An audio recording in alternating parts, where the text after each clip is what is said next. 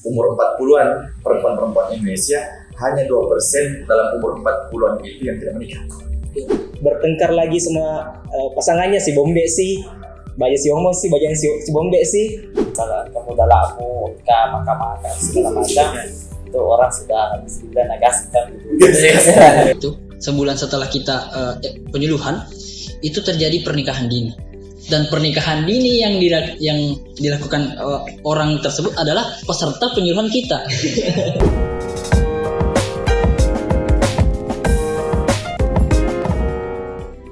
Assalamualaikum warahmatullahi wabarakatuh.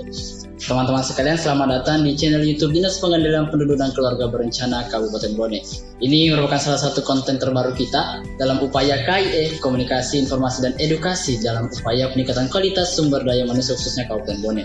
Bersama saya Antariksa selaku pembawa acara di talkshow kita pada hari ini.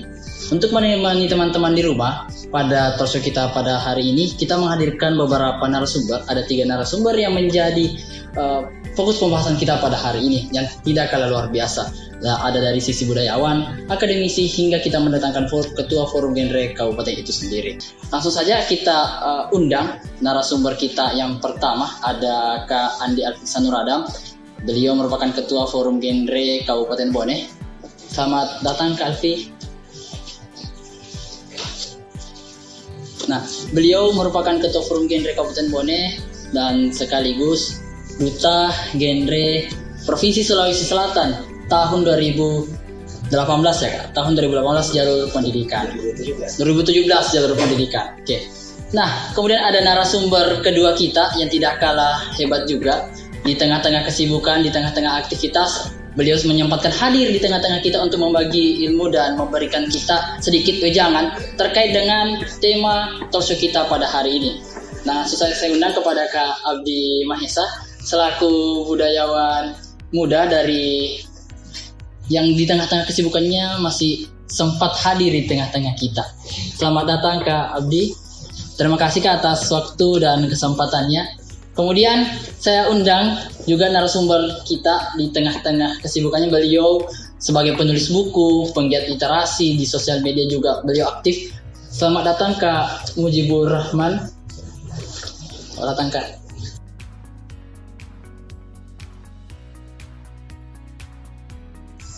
Ini dia beberapa narasumber kita yang sangat luar biasa menyempatkan hadir di tengah-tengah kita. Nah, teman-teman yang di rumah, talkshow kita pada hari ini itu mengangkat tema berencana itu keren. Berencana itu keren merupakan salah satu tagline dari Badan Kependudukan dan Keluarga Berencana Nasional pada tahun ini dan merupakan salah satu terobosan baru dari BKKBN nasional dalam upaya peningkatan kualitas sumber daya manusia itu sendiri. Di tengah-tengah kita sudah ada Andi Alfiksa Nuradam selaku Ketua Forum Genre Kabupaten Bone, ada Kak Abdi Mahesa SS dan Kak Mujibur Rahman SH. Terima kasih Kak. Oke, tanpa berlama-lama lagi, sebelumnya Kak saya telah mengumpulkan beberapa pembahasan pertanyaan di sosial media terkait dengan talkshow kita pada hari ini. Izin Kak saya ke pembicara pertama dulu Kak terkait dengan pembahasan kita kepada Kak Andi Alfiksa Nuradam. Saya timbul beberapa pertanyaan yang kemudian mencuat setelah beberapa tahun Kak Alfi terjun di dunia genre sudah sejak tahun 2017 ya Kak. Tahun 2017 Kak Andi Alfiksa sudah terjun di dunia remaja sendiri. Nah, kemudian timbul suatu pertanyaan. Apa yang menjadi latar belakang seorang Andi Alfiksa Nuradam terjun ke dunia remaja dengan berbagai problematika di dalamnya? Seperti yang kita ketahui, remaja merupakan masa peralihan dari anak-anak ke dewasa. Ada banyak problem-problem yang dapat terjadi, entah itu berbagai emosional yang belum terkendali dan sebagainya. Apa yang melatar belakangi sehingga kakak berani terjun ke dunia remaja yang sangat rentan? Terima kasih banyak. Jadi saya panggilnya Kanta Antariksa ya, Antariksa. Terima kasih banyak atas kesempatan diberikan juga. Rasa hormat saya juga saya sampaikan kepada Kak Muji, senior kami, sama Kak Abdi juga senior kami yang justru lebih banyak mungkin lebih tahu tentang dunia remaja. Apalagi ada budaya juga samping saya. Luar biasa sekali. BKKBN Dinas Pengendalian Penduduk dan Keluarga Berencana sudah melaksanakan kegiatan ini. Ya, syukur alhamdulillah saya sampaikan kepada teman-teman juga syukur kepada Allah Subhanahu wa taala atas semua yang telah diberikan kepada saya sampai bisa hadir di tempat ini selama beberapa tahun terjun di dunia genre dan remaja. Berkaitan dengan tadi pertanyaannya Anta, apa sih yang melatar belakangi saya terjun dan aktif di genre dan remaja? Jadi seperti ini loh teman. Kita lihat sekarang tuh di dunia ini banyak sekali problem-problem yang ada, ya kak. Banyak sekali problem-problem remaja yang kita hadapi di luar. Banyak teman-teman yang kita sudah terjerumus ke hal-hal yang negatif kayak nauzubillah min zalik, pergaulan bebas, narkoba yang biasa teman-teman genre sebut nabza, narkotika, psikotropika dan zat aditif lainnya. Juga sekarang yang marak itu pernikahan dini atau pernikahan usia anak kan. Ya. Itu mungkin yang menjadi spirit saya kenapa termotivasi untuk selalu menggaung-gaungkan materi-materi tentang genre. Kenapa selalu saya semangat untuk membahas tentang problem-problem remaja. Dulu saya masuk di Pikir Remaja dulu namanya sebelum masuk genre. Di forum genre ini ada organisasi di sekolah.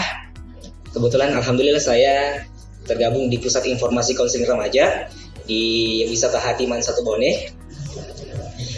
Nah, dari situ sebelumnya saya bertanya, apa sih itu Pikir Remaja? Apa yang akan kita lakukan di Pikir Remaja? Lama berjalan waktu di Pikir Remaja, ternyata saya tahu tupoksi dari Pikir Remaja itu.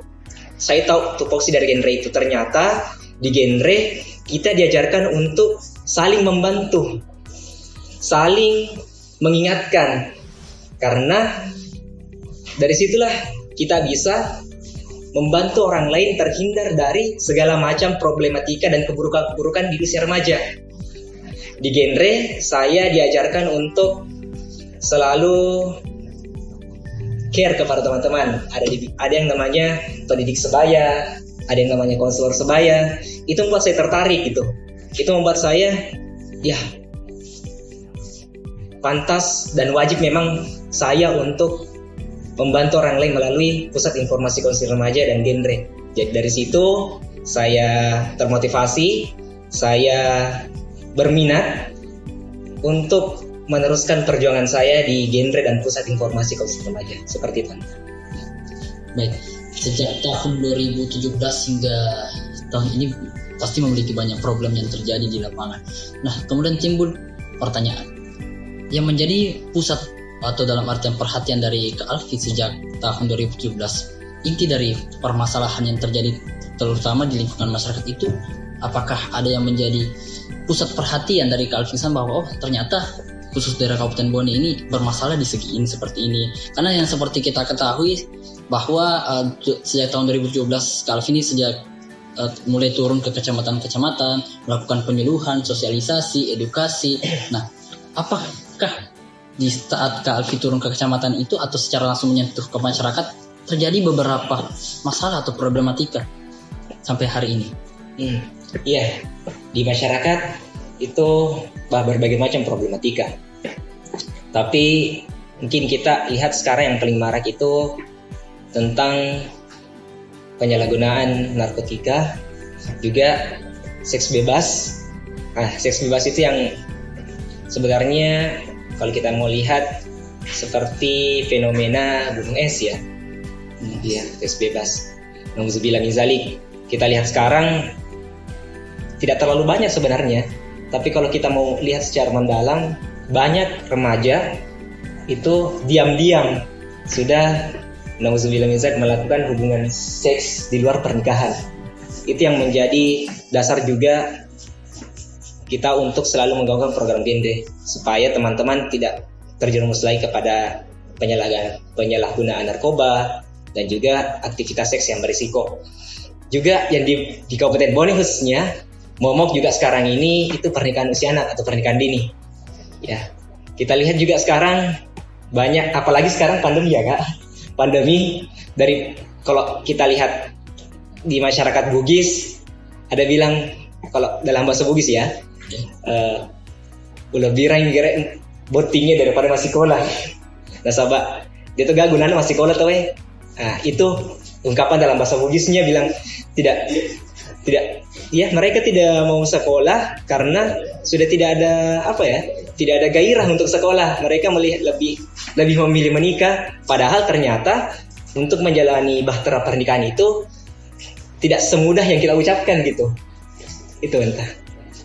Berarti di sisi lain hingga tahun ini yang menjadi permasalahan itu masalah narkoba, masalah pernikahan dini. Iya. Nah, oke. Kemudian saya coba pindah dari sudut pandang budaya terkait dengan menanggapi isu-isu yang terjadi di masyarakat khususnya Kabupaten Bone. Saya ingin mengangkat satu kasus Kak terkait dengan hal yang disebutkan tadi Kalvi terkait problematika yang di masyarakat. Setiap tahun itu kami turun di kecamatan sosialisasi dan edukasi. Nah, terjadi saya mendengar kabar yang sangat menggelitik, khususnya saat kita sebulan setelah dari penyuluhan dan sosialisasi di kecamatan, ternyata sasaran kita pada saat itu sebulan setelah kita penyuluhan itu terjadi pernikahan dini. Dan pernikahan dini yang dilakukan orang tersebut adalah peserta penyuluhan kita. Nah, usut punya usut, ternyata di lingkungan mereka sudah menjadi kebiasaan, sudah menjadi pola pikir orang tua bahwa memiliki kebiasaan bahwa setelah anak menempuh pendidikan dasar dalam hal ini SD, SMP, SMA, khususnya anak perempuan itu dinikahkan. Nah, kemudian timbul pertanyaan dari sisi budaya. Bagaimana budaya memandang hal sedemikian? Apakah budaya atau adat kita mengatur hal sedemikian? Ataukah justru ini merupakan pola pikir yang salah kemudian menggaungkan yang namanya kebiasaan bagi masyarakat itu sendiri? Mungkin bisa dijawab. Ya, terima kasih. Sebelumnya saya mengucapkan saya apresiasi ya karena pada forum ini ada sebuah bentuk edukasi dan sosialisasi yang disampaikan secara digital ya. Saya terima kasih kepada Dinda moderator, pemateri yang ada di sebelah kiri saya dan kami di belakang. Mohon izin Kak, ya dalam menyikapi hal ini saya melihat bahwa faktor budaya itu juga menjadi salah satu penyebab banyak terjadi pernikahan usia muda atau usia non produktif. Hal tersebut karena didasari karena faktor bahwa suatu keadaan di mana ketika seorang laki-laki datang melamar, itu seorang perempuan itu sangat pantang untuk menolak lamaran itu, sama saja menolak rezeki. Yang kedua, itulah yang menyebabkan sebenarnya bahwa banyak rata-rata orang yang dilamar itu biasanya diterima, karena kalau ditolak biasa menolak rezeki dan menjadi pantangan karena ditakutkan akan jadi perawan tua si perempuan itu. Jadi ini tidak pernah terlepas dari nalar patriarki yang ada di masyarakat Sulawesi Selatan. Maka dari itu dengan adanya kegiatan ini saya melihat bahwa ada suatu peningkatan secara edukasi bahwa kebiasaan-kebiasaan lama yang ada di dalam adat istiadat kita itu menjadi suatu hal yang perlu diluruskan, karena sebenarnya bahwa dari beberapa tempat juga ada saya kunjungi suatu program tentang mencegah stunting. Kebanyakan mereka stunting itu karena lahir secara prematur atau lahir dari orang tua yang bisa dibilang menikah di usia non produktif. Karena itulah yang saya lihat bahwa mereka menjaga tradisi itu, lalu timbullah permasalahan baru dengan meningkatnya angka stunting, dan itulah perlunya adanya edukasi. Lalu yang saya lihat bahwa ada nilai yang sebenarnya dimiliki oleh masyarakat Sulawesi Selatan melihat yang namanya pernikahan ini menjadi suatu hal yang sangat penting. Tapi saya lihat ketika dia ingin sekali menghubungkan silaturahmi antara keluarga satu dengan keluarga lain, dia tidak mengedepankan usia produktif dan tidak melihat dan memperkirakan kematangan emosional dari calon pasangan tersebut, sehingga dengan gampangnya dinikahkan. Dan ada memang istilah bahwa ketika seorang individu tidak menikah, namanya bahasa Indonesia dia tidak tahu, artinya belum sempurna kehidupannya ketika dia tidak memiliki seorang pasangan. Bahkan ada satu ini bahwa orang yang masih jomblo ini kan ibu ada yang bahwa gampang terkena penyakit mah. Iya betul. Kenapa? Karena penyakit mah itu terjadi karena stres. Karena stres sehingga memicu terjadinya asam lambung, sehingga terjadi mah, sehingga ketika mah itu menjadi akut atau dibiarkan tidak diobati maka orang bisa meninggal. Pola makan juga tidak bagus karena dibayangkan terobsesi untuk menikah dan mengikuti teman-teman yang sudah menikah sampai lupa makan, jadi sehingga banyak jomblo yang meninggal. Dan itu salah satu caranya adalah melakukan regenerasi ya. Dan tidak dipedulikan umurnya mau berapa yang penting ada regenerasi, daripada si laki-laki ini meninggal gara-gara dia atau dia tidak bisa menahan mesara dalam dirinya karena dia sudah 40 tahun belum memiliki pasangan yang mampu menemani hidupnya, makanya dia meninggal gara-gara barangkali faktor obsesinya sehingga mampu memicu psikologisnya tertekan dan belum lagi biologisnya karena asam lambung. Jadi itu bahwa ada pandangan bahwa kalau tidak menikah kita ini siap mudah gampang meninggal orang, dan berpikir memang seperti itu. Semoga kita semua bisa teredukasi ya bahwa sebenarnya pernikahan usia produktif itu menjadi suatu hal yang ini, karena yang menikah itu sebenarnya bukan masalah kitanya antar laki-laki dan perempuan, tapi antar dua keluarga ya. Di dalam bahasa Bugis disebut dengan maka sekitar pusat budaya menentukan suatu ikatan dalam perkawinan.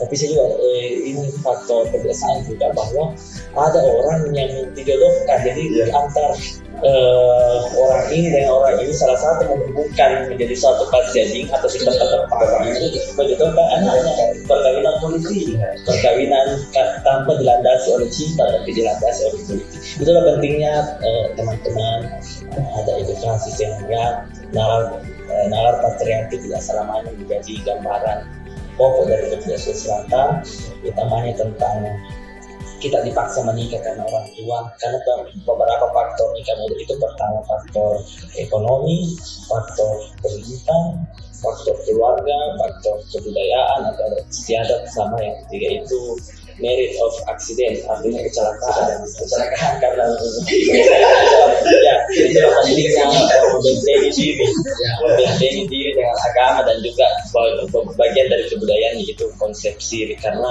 ketika kecelakaan dalam menikah karena kecelakaan itu juga disebut dengan bukti pasang posir ya, artinya menikah karena memperbaiki harga diri. Itulah yang dihindari. Saya kira seperti itu. Semoga kita tidak terkena, semua kita tidak masuk dalam hal sedemikian seperti menikah karena, apalagi menikah karena mah ya. Dan menikah karena mah. Oke. Kemudian saya ingin bertanya Kak, dari sisi budaya kembali, bagaimana budaya atau adat memandang transisi kehidupan itu sendiri? Kan dalam genre BKKB itu ada transisi kehidupan, mulai dari kita pola hidup sehat, kemudian kita berkeluarga, sekolah, pendidikan, kemudian ada keluarga, kemudian ada pekerjaan dan sosialisasi. Nah, kita kan juga tidak bisa lepas dari adat. Hal sedemikian harus kita jalankan secara berirama. Budaya dan perkembangan zaman harus sejalan.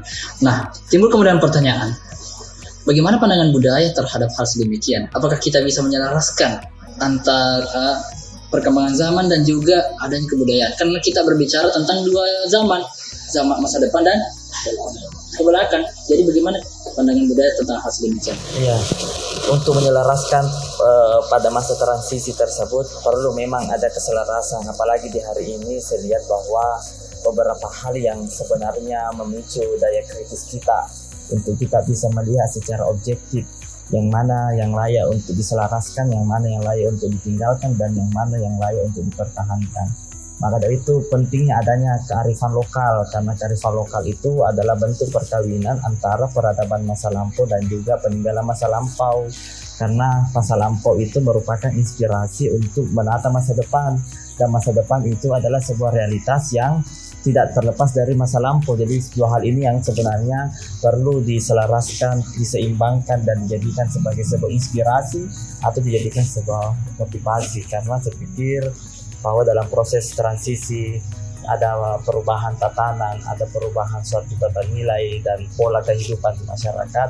Inilah pentingnya bahwa adanya perkembangan zaman ini sebenarnya ini membuka cakrawala dan memperbaharui kita punya paradigma berpikir seputar tentang kebiasaan-kebiasaan primordial yang sifatnya sangat satu.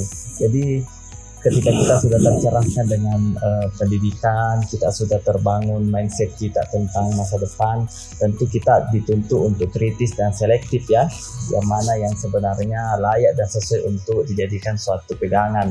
Karena hari ini yang sangat dinamis ya, sehingga kita dituntut untuk tetap up to date dan tetap melihat perkembangan menjadi suatu pembelajaran, dan perubahan itu merupakan keniscayaan yang harus kita lalui, karena keniscayaan itulah yang akan membentuk kita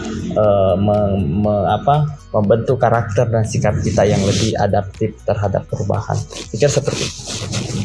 Terakhir Kak, terkait dengan tagline kita dari BKKBN itu, khususnya tema kita pada tahun ini itu berencana itu keren.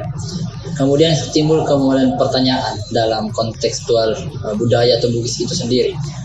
Apakah hal sedemikian sejalan dengan dalam artian adat kita, dalam artian apakah tagline berencana itu keren khususnya di daerah Kabupaten Bone itu bisa diterima secara langsung oleh masyarakat, dalam artian masyarakat yang masih terikat langsung oleh adat istiadat kita, khususnya dari Bugis, khususnya daerah-daerah kecamatan yang pelosok, karena bukan tidak mungkin mereka masih kental dengan kebudayaannya atau kental dengan adat istiadatnya.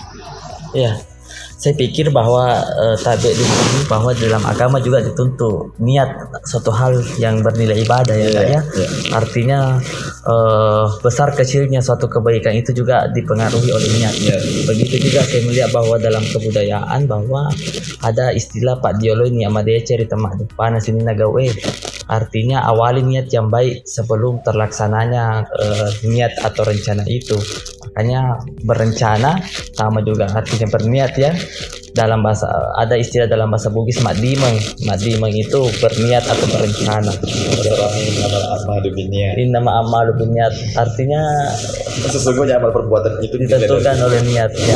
Makanya saya lihat bahwa berencana itu kering merupakan tagline yang saya pikir sangat sesuai ya dengan kebiasaan dan mindset di dalam diri orang Bugis, karena sebelum memulai sesuatu pasti ada rencana, pasti ada niat, dan niat itulah yang akan menentukan keberhasilan suatu pekerjaan. Jika saya coba pindah ke Kak Jibu, nah akhir-akhir ini Kak ada banyak budaya yang mulai tren kembali, khususnya di benua Amerika terkait dengan tema juga kita pada hari ini, yaitu Whitehood. Bagaimana mereka menganggap bahwa mereka memiliki pola pikir bahwa untuk menunda pernikahan hingga usia 30 tahun. Nah, mungkin bisa kita dari sisi akademisnya dan segi konteks kemasyarakatan. Bagaimana, saya panggil Kak Jibu ya, bagaimana Kak Jibu bisa memandang hal sedemikian? Karena masih muda, saya panggilkan, jangan panggil Om. Fenomena Whitehood ini kan dipopulerkan oleh Dine Singerman. Itu melalui suatu jurnal di mana ada kecenderungan masyarakat Eropa itu menunda pernikahan. Sekalian dengan arti bahwasanya orang katanya yang tidak menikah itu adalah orang yang tidak sempurna, dia nak bertato. Sekalian dengan agama ada fakulista kemalan di 10 iman, tidak sempurna imannya katanya kalau tidak menikah. Menikah itu memang harus menyempurnakan, itu menjadi pertanyaan penting sebenarnya. Kalau dalam bahasa Inggrisnya, ya, orang Inggris menyebut ini Whitehood ini adalah yo generation. Yo generation. Yeah. Kalau dalam bahasa Amerikanya itu teman-teman itu dia bilang Cocoa Slackers. Kalau bahasa Bugisnya kayaknya kalau lado ya, jadi anak bercua si bawa, kalau cua kacau si bawa aco. Soropasa. Orang-orang yang sudah sebenarnya dalam arti stereotip masyarakat dalam umur 21 sampai 30 itu mestinya dalam artian masyarakatnya sudah mendorong menikah, tapi dia menolak. Kayaknya saya masuk di sini. Kacau kalau locua. Kalau locua ini kalau dipersenkan oleh data 40% dalam umur 40-an perempuan Indonesia, hanya 2% dalam umur 40-an itu yang tidak menikah. 2%. 2%. Anggaplah kalau dalam 100 mungkin cuma nggak sampai 7 orang yang umur 4 bulan yang belum menikah. Karena kita punya stereotip masyarakat bahwasanya kepura sama kuliah ya lagi pura masih sekolah. Apabila kamu sudah sekolah dan sudah kuliah, maka harus menikah. Padahal di Amerika itu bukan cuma nikah yang menjadi acuan utama dalam melihat kesuksesan seseorang. Ada hal-hal yang misalnya karir, misalnya tanggung jawab. Sehingga tren-tren ini memicu anak-anak muda sana itu terus etos kerjanya tinggi. Karena pikirannya bukan cuma menikah, banyak hal yang lain yang ingin dicapai. Jadi peningkatan per kapita mereka itu tinggi karena kita tidak diikat oleh nilai-nilai kebudayaan yang sangat kental. Juga kita itu kalau dalam khususnya kita yang hidup di Bone, ada pandangan yang keliru bahwasanya akan yang penting terapi itu umur saya kisi hasiata ini. Kenapa tidak menikah? Mumpung kita masih sehat. Kenapa tidak menikah? Mungkin itu jemamu ya. Kenapa tidak menikah? Ada kerjamu. Tolak ukur pernikahan dalam agama bukanlah persoalan ada kerja dan dorongan keluarga, tapi berasal dari kenawaitunya. Banyak orang menikah siap jadi suami, siap jadi istri, tapi tidak siap jadi ayah dan tidak siap jadi ibu.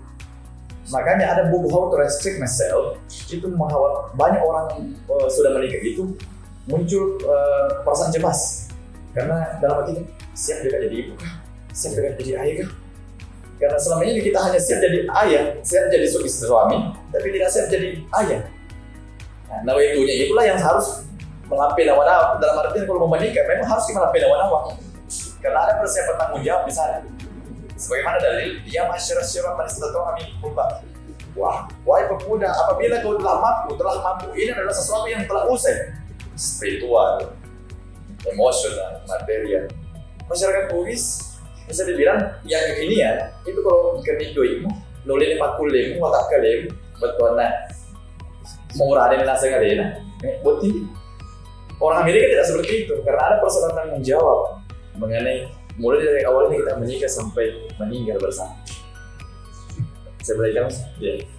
Nah, yang menjadi fokus perhatian kita sebenarnya di sini juga adalah apakah white hood ini itu kira-kira menjadi apa ya, semacam bumerang dalam artian yang perlu diwanti-wanti khususnya masyarakat Indonesia itu sendiri. Karena juga seperti yang kita ketahui tren-tren seperti ini tuh banyak mulai dari child free yang dari benua Eropa kemudian mudah diterima oleh masyarakat Indonesia. Nah kemudian kita pindah ke child free sendiri seperti misalnya dia menunda adanya tidak memiliki anak.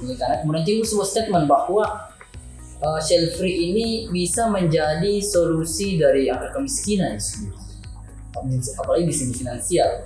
Seperti yang kita ketahui juga bahwa dalam berkeluarga itu mendapatkan keturunan itu adalah suatu hal yang paling diinginkan setiap orang tua. Bagaimana Kak memahami demikian? Ada stereotip yang berlaku di masyarakat, banyak anak katanya banyak rezeki. Mereka mempotensikan rezeki itu dalam bentuk uang, dalam bentuk barang. Padahal anak itulah sebenarnya yang menjadi rezeki. Anak itulah yang sebenarnya menjadi rezeki. Bahkan ketika tidak memiliki anak pun kita sudah memiliki rezeki menikah. Itu mindset yang harus diluruskan. Oleh sebab itu orang yang memilih child free sebenarnya ada beberapa alasan mereka untuk melakukan child free. Contoh, ada yang mengatakan bahwasanya manusia adalah pusat entitas dari seluruh alam raya. Jadi bayangkan kalau kita di sini berempat itu menikah menambah 1 orang berarti 8. Masing-masing punya anak 8, anggaplah 3. Berapa sawah yang akan dibangun rumah, berapa pohon yang akan ditebang untuk menjadi bahan bangunan rumah, berapa makanan yang kita akan habiskan, bisa jadi pengkooptasian pernikahan itu bisa menjadi akan dari mereka itu sendiri. Tapi balik lagi kepada diri kita masing-masing, telah mampu kita melaksanakan pernikahan dengan segala tanggung jawab? Kembali kepada diri saya. Nah, untuk itu saya coba kita mulai kembali dari pandangan genre, misalnya generasi berencana akhir-akhir ini yang menjadi suatu program yang memang diminta oleh pemerintah, karena di sisi lain ada banyak peristiwa yang ingin kita capai ke depan, seperti adanya bonus demografi tahun 2030, generasi emas tahun 2045. Nah, kita cuma pindah pembahasan terkait dengan transisi kehidupan dari para kakek. Nah, sebenarnya dalam transisi kehidupan ini seberapa besar peluang remaja Indonesia, dan dalam artian apa yang menjadi tujuan genre dalam mencapai hal bonus demografi ini? Apakah di sisi lain kita hanya fokus dalam konteks mendapatkan lapangan pekerjaan, di sisi lain banyaknya angka kelahiran, seperti itu? Bagaimana pendapat dari Kak Fiz? Oke, terima kasih moderator juga. Terima kasih Kak Iwo, Kak Di. Nah, kita tahu 5 transisi kehidupan dimulai dari melaksanakan pola hidup sehat. Setelah itu melanjutkan pendidikan. Setelah melanjutkan pendidikan, misal kalau laki-laki biasanya itu idealnya sih S2 ya Kak. S2 ya Kak, S2. Idealnya sih S2 biasanya. Nah, setelah melanjutkan pendidikan setinggi mungkin, sebaik mungkin, itu baru mencari pekerjaan. Transisi yang kita tahu sampai saat ini, melanjutkan pekerjaan. Setelah melanjutkan pekerjaan dengan keadaan ekonomi yang mapan, baru melangkah ke transisi selanjutnya, itu melanjutkan keturunan dengan bahtera pernikahan. Ya, seperti kata Kak Jibu tadi, ya masyarakat syabab man istata'a minkum baz falyatazawwaj. Wahai pemuda, kalau engkau sungguh siap untuk menikah, maka menikahlah. Garis bawahi kata siap. Jadi bukan menikah saja. Besok mau menikah, besok subuh mau menikah. Tidak bisa juga. Harus ada persiapan yang matang. Seperti tadi bilang Kak Jibu, harus ada segi psikologis, segi ekonomi, segi spiritualnya, harus imannya kuat. Karena sedikit-sedikit pernikahan itu bukan hal yang mudah. Bertengkar lagi sama pasangannya, si bombe sih, baya si homo sih, baya si bombe sih. Ya, setelah menikah dan bersosialisasi dengan masyarakat. Nah, itulah 5 transisi kehidupan remaja. Di mana ketika kita kaitkan dengan bonus demografi, insya Allah yang akan terjadi tahun 2030, 2045, itu insya Allah akan membuat perubahan besar bagi remaja Indonesia. Akan memberikan pengaruh besar terhadap bangsa Indonesia sendiri. Karena target dan tujuan bonus demografi adalah remaja dan populasi yang produktif di era itu. Dengan adanya generasi berencana, dengan adanya persiapan dan nawaitu dalam diri kita untuk menjadi produktif, insya Allah 2030-2045 akan terjadi bonus demografi dan menguntungkan diri kita. Mulai dari adanya remaja berkualitas dengan pendidikan yang sudah dibilang mencapai target, adanya pekerjaan yang dimiliki oleh setiap orang di Indonesia, dan adanya pernikahan dan generasi yang berkualitas melalui perencanaan pernikahan. Itu keren. Berencana itu keren. Rencana semua lebih mudah. Iya. Saya coba pindah ke Kak Abdi lagi, terkait dari sudut pandang budaya mengenai perencanaan pernikahan. Nah, dalam genre sudah kita dengar Kak tadi mengenai perencanaan pernikahan, mulai dari ada kita seperti pendidikan dan sebagainya. Nah, dalam menanggapi dari hal sedemikian, dari sisi pandang adat kita, apakah terdapat suatu aturan, kita berbicara tentang aturan yang mengikat masyarakat dari sudut pandang budaya terkait dengan pernikahan itu sendiri? Ya, saya lebih secara objektif saja bahwa kebanyakan pernikahan itu kemampuannya itu dari kesiapan laki-laki ya, karena tadi saya bilang alat patriarki masih kuat. Jadi yang menggerakkan hampir 100% kegiatan operasional dan juga itu ya laki-laki. Karena kalau kegiatan operasional ya, kegiatan itu makanya harus bermodal. Makanya ada saya bahwa pernikahan di Indonesia itu hanya sebatas seremonial yang mampu menunjukkan status sosial. Iya, betul. Dan mampu meningkatkan kualitas ekonomi dari si perempuan itu. Saya melihat bahwa kalau ada laki-laki yang melamar itu pantang untuk ditolak, karena saya lihat secara ekonomis juga bisa dibilang mampu mendistribusikan ini rezeki atau mampu mendistribusikan status sosial secara ekonomi ya, kelas sosial, karena pasti derajat perempuan ini akan meningkat atau mungkin akan setara ya. Lalu selanjutnya bahwa dari pandangan itulah saya melihat bahwa pernikahan ini masih tetap dilanjutkan dan masih selalu menjadi suatu keadaan yang hari-hari ini sangat marak terjadi ya. Asal kamu udah laku, kita makan segala macam, itu orang sudah bismillah nagaskan gitu. Belakang urusan, karena orang sekarang lebih berpikir modal dan biaya, dan tak kalah melesi-lesi mau ke teman-teman. Kayak itulah yang menjadi alasan pernikahan ini semakin marak terjadi. Seperti itu. Terakhir kepada Kak mengenai tadi masalah pernikahan dini, masalah transisi kehidupan. Kemudian timbul pertanyaan dari sisi akademik disiplin ilmu itu sendiri, bagaimana itu memandang, karena kan dari sisi genre tadi khususnya di bidang kesehatan seperti penyampaian adanya perlunya kesehatan reproduksi yang matang, emosional yang matang. Nah, kemudian di genre itu ada tagline usia pernikahan kalau tidak salah 21 Iya, 21 25 bagi perempuan, 25 bagi laki-laki. Nah, saya ingin meminta pandangan dari Kak Ibu mengenai hasilnya, karena di sisi lain genre atau BKKBN mengambil langkah atau keputusan hal ini itu di sisi lain emosional, kemudian kesehatan reproduksi, apalagi juga kita masalah aturan di Indonesia itu kan usia 19 tahun, undang-undang terbaru kalau tahun 2019 kalau tidak salah. Bagaimana Kak Ibu memandang tersebut? Aspek kesiapan itu kan tidak bisa diukur dari usia. Kalau dalam Bugis salah tuh beda orang tua sebab tua. Ada orang umurnya tua tapi tidak bersikap dewasa. Ada juga orang umurnya muda tapi berpikir dewasa. Kemampuan itu tidak diukur dari usia. Hanya saja hadirnya negara dalam mengurus perkawinan itu dibuatkan aturan, dikomputasikanlah umur supaya ada batasan. Nah, berawal dari 16 tahun untuk perempuan dan 19 tahun untuk laki, kemudian dia majukan menjadi 19 lagi 19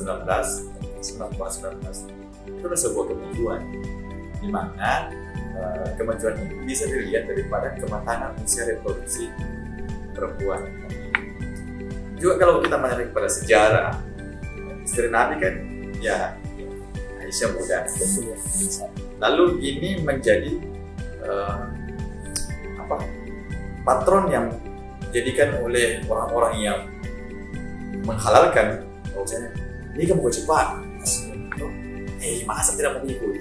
Ikut dulu. Konteks kekinian itu beda. Tidak boleh dipaksakan. Nah, kalau kita mau lihat itu, kenapa? Jangan pada ambil yang anak muda, ambil yang janda, ikuti kepada juga. Kalau seperti itu yang menjadi acuan. Nah, 21 sampai 25 itu ideal. Meskipun terkesan agak utopis.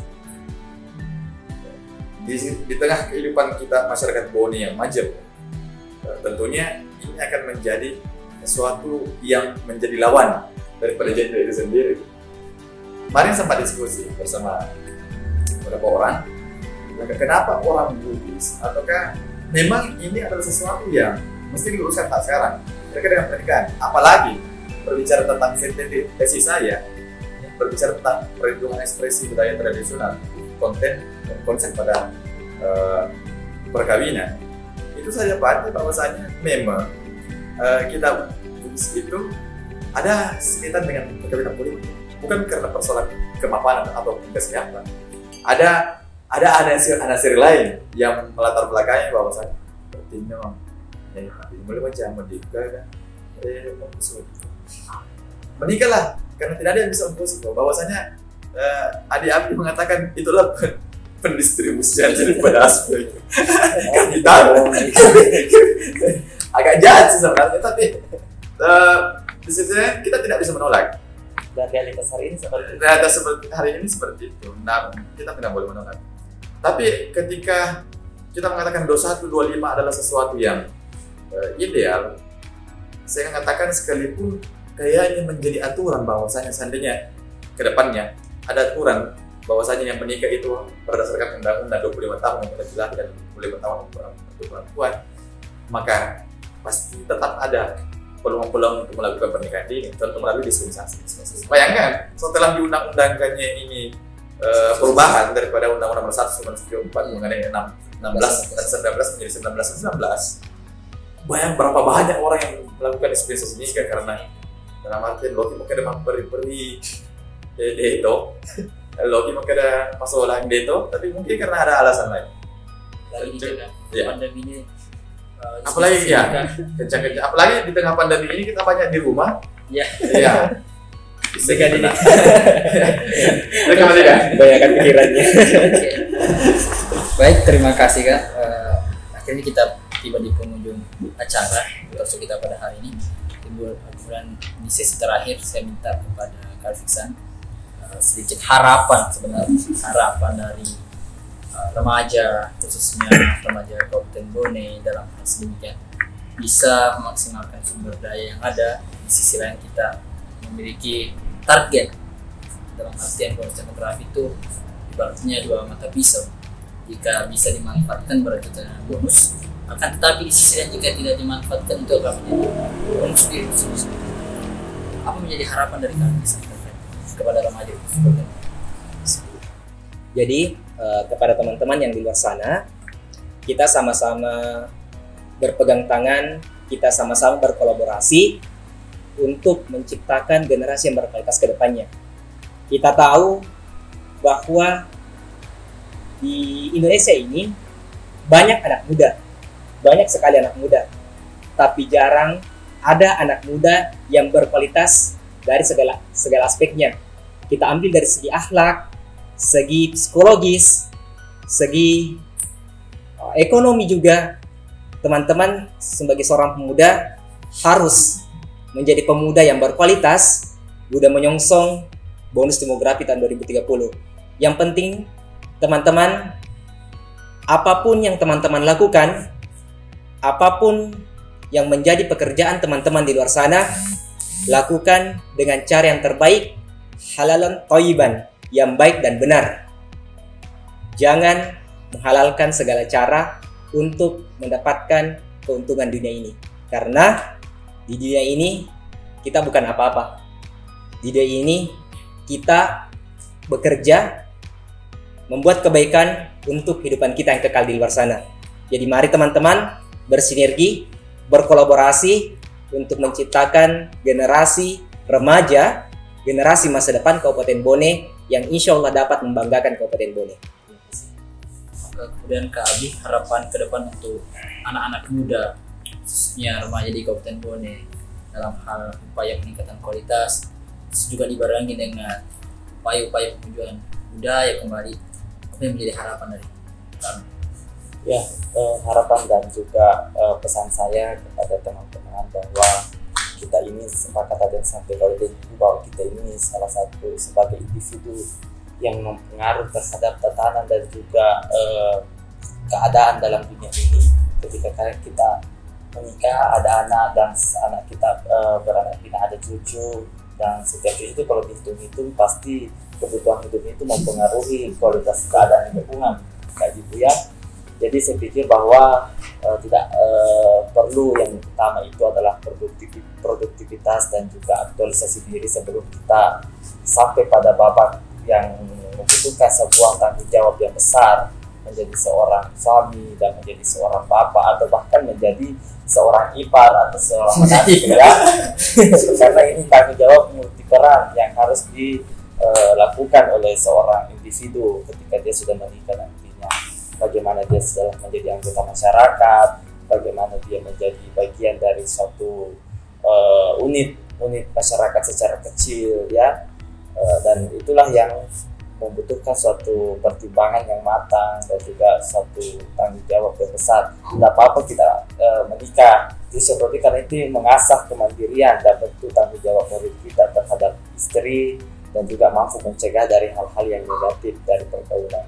Dan saya mengajak kepada teman-teman bahwa di usia muda itu mari kita mencetak suatu pengalaman mari kita mencetak suatu cerita yang akan bisa kita sampaikan kepada anak cucu kita sebagai suatu inspirasi, dan tentu saja bahwa kita ini akan menjadi salah satu teladan bagi anggota keluarga kita, dan untuk menjadi teladan itu dibutuhkan suatu pengalaman, aktualisasi dan produktivitas yang kita lakukan hari ini. Sikir seperti itu.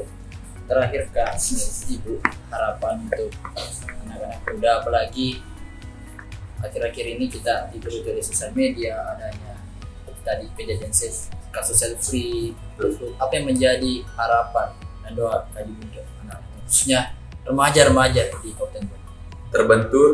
Terbentur. Anak muda jangan takut salah. Tempat salah itu ya di masa muda, karena di masa tua adalah di mana proses kesalahan itu diperbaiki. Yang satu. Kedua, ada kecenderungan kita, khususnya bagi teman-teman yang muda, kalau mau jikit memang yang kita dekati karena selama dia menganggap pernikahan itu semacam mau pergi makan karaoke, ayo pergi karaoke, Kayak ayo ke warkop. Padahal pernikahan itu sesuatu yang sakral. Makanya Life New Width ini dia akibat kejenuhan daripada melihat pernikahan itu sebagai bentuk seremonial belaka. Yang ketiga, itu anak muda harus mandiri. Salah satu asumsi saya mengatakan bahwasanya pernikahan itu bukan sesuatu yang berasal dari dorongan kita, tapi berasal daripada anasir kepentingan orang lain, contohnya dari keluarga, dari teman-teman. Kapan mau nikah, Coni di Jojo akhirnya menikah bukan karena kemampuan. Saya selalu berkata begini, laisal fata mayaqulu kana anak muda keren tidak mengatakan ini bapak saya, ini keluarga saya, ini marga saya, walakin al fata mayaqulu anasa. Anak yang muda yang keren yang ketika dia mengatakan ini saya. Kemerdekaan sejati manusia adalah ketika dia berkeputusan atas tindakannya sendiri, bertanggung jawab atas perbuatannya. Menikah adalah keputusan diri, bukan keputusan daripada orang tua ataupun aspek-aspek yang bisa mempengaruhi kita. Sekian dan terima kasih. Sangat luar biasa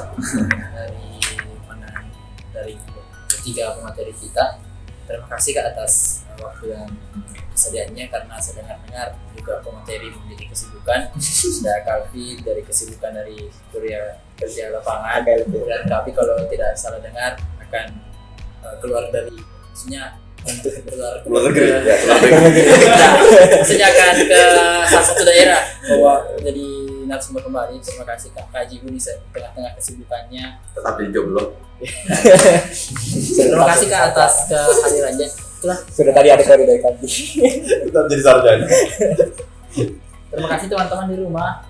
Inilah talkshow kita pada hari ini dengan berbagai sudut pandang dari pandangan genre, kemudian budaya serta dari seperti ini.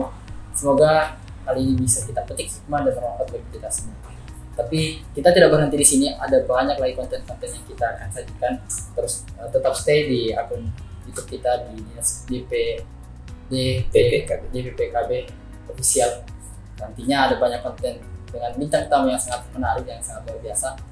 Akhir kata, terima kasih. Jangan lupa like, comment, subscribe channel YouTube kami, dan dibagikan karena ini merupakan konten yang sangat bermanfaat khususnya bagi anak-anak muda di luar sana. Terima kasih teman-teman. Billahi taufiq wal hidayah. Wassalamualaikum warahmatullahi wabarakatuh.